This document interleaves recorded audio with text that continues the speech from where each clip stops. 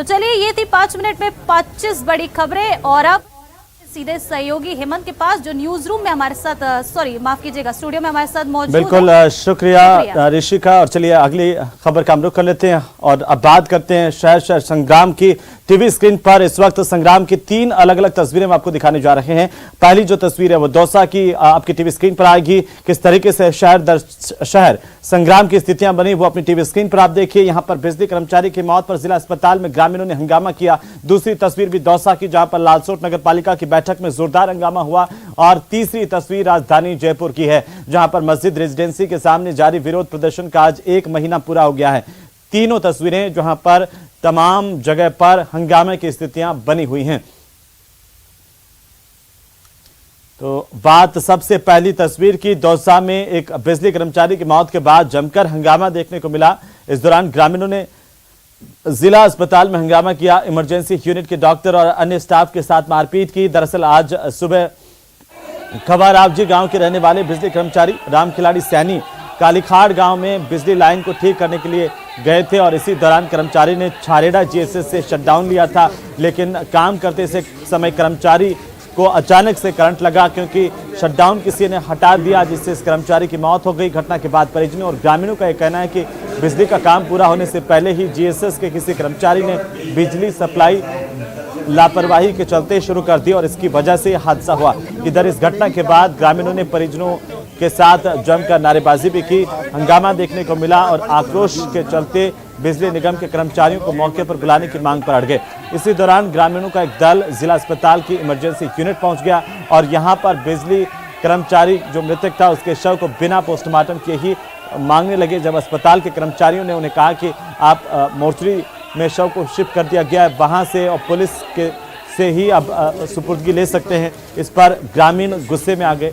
Doctor और अन्य के साथ स्टाफ के साथ भी मारपीट करने के आरोप लगे हैं।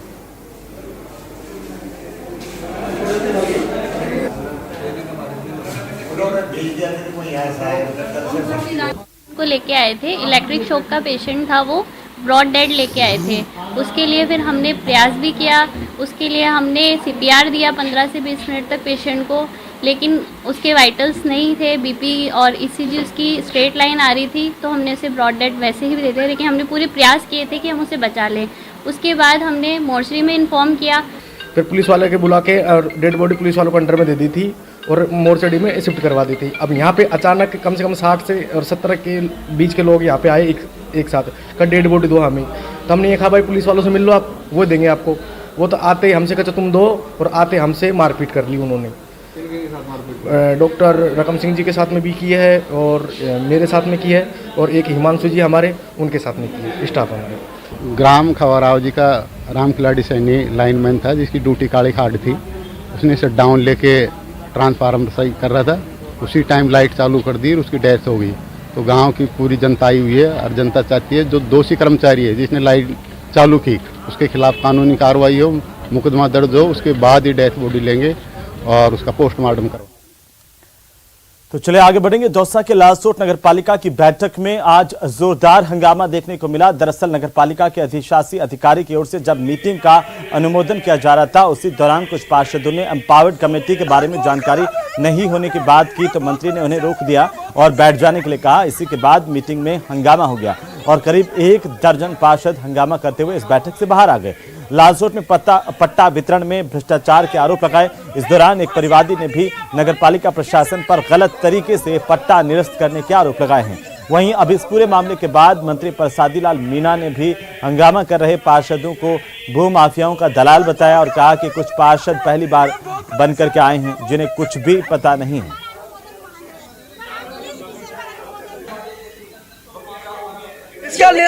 मैडम के पास जाता हूँ, मैडम फटकारती है, भगाती है हमको ऑफिस में से, भगाती है दबाव में आकर के। किसके दबाव में, किस कारण से कैंसिल किया है, मैं कारण पूछना चाहता हूँ मैडम से।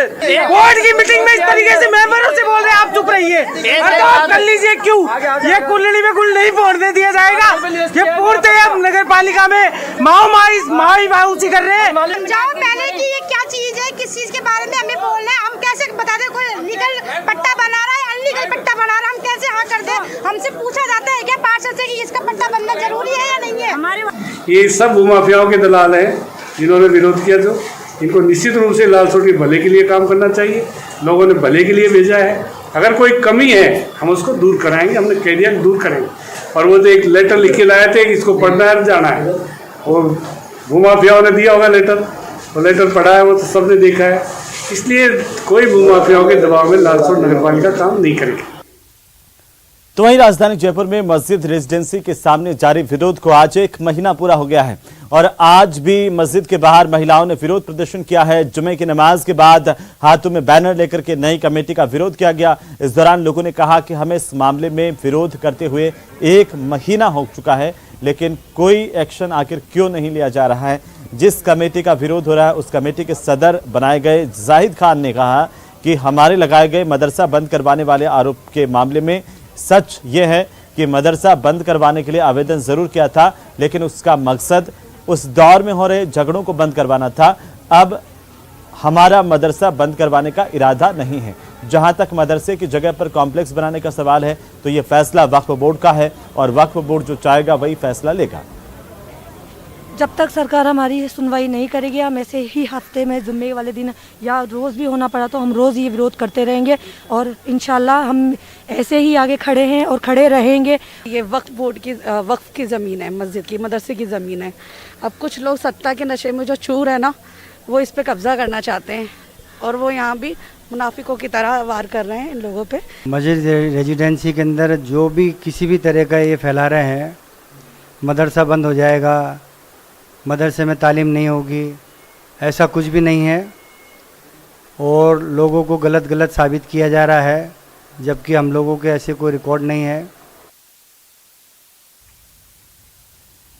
तो चलिए आगे बढ़ेंगे। 1 जुलाई से बंद किए गए प्रदेश में बाघ पर्यटन के खास इलाकों को फिर से खोल दिया जाएगा और इस साल बरसात अगर अच्छी हुई है और इसी की वजह से रणथंभौर के साथ साथ सरिस्का में मौजूद झील, जलाशय और तालाब लबालब भरे हुए हैं। खास बात यह है कि बरसात के बाद टाइगर रिजर्व का सौंदर्य अब देखने लायक होगा और खास बात यह है कि बरसात के बाद बाघ और दूसरे जंगली जानवर अपना इलाका बदल लेते हैं। इसकी वजह से नए इलाकों में भी बाघों के दिखने की संभावनाएं बढ़ जाती है। आपको बता दें कि रणथंभौर जोन में नंबर 1 से 5 पर्यटकों के लिए कल से खोल दिया जाएगा, जबकि सरिस्का में बंद किए गए कुछ खास इलाके भी पर्यटकों के लिए खोले जाएंगे।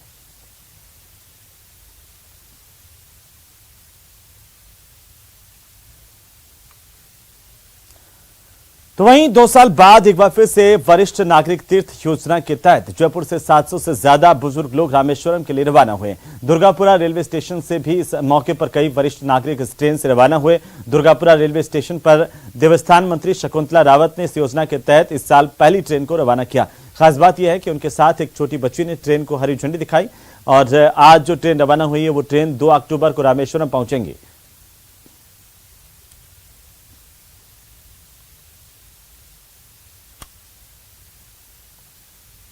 तो चलिए ब्रेक के बाद एक बार फिर से आपका स्वागत। महंगाई की मार रावण के परिवार पर पड़ रही है और धीरे धीरे उसका कद अब छोटा होता जा रहा है।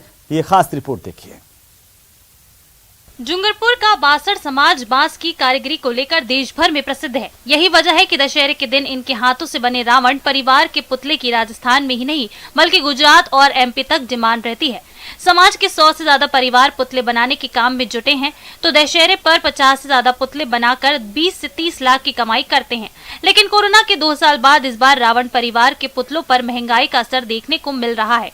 रावण के पुतले बनाने के लिए खासकर बांस, कागज की गद्दी, सुतली जैसे सामान का इस्तेमाल होता है, लेकिन बांस से लेकर सभी सामान की दुगुनी से तिगुनी रेट हो चुकी है, जिसके कारण महंगाई की वजह से रावण परिवार के पुतलों की डिमांड घट गई है।